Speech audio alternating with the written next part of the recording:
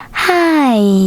In front of me is ZTE Blade V40S, and today I would like to show you how you can manage vibrations on this ZTE. Begin by opening device's settings.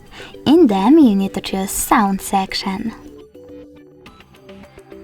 Following that, you can click on Vibrate over here, and this way mute your devices completely, leaving only vibrations.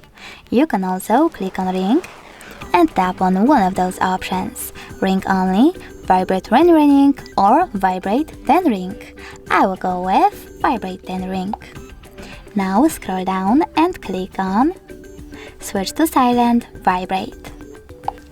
Now you can set up vibrations over here by clicking on Vibrate option. Finally, scroll down and tap on all of those switchers next to charging sounds and vibrations, and touch vibrations to switch them on or off. Thanks so much for watching. If you enjoyed this video, don't forget to leave a like, comment and subscribe. Bye!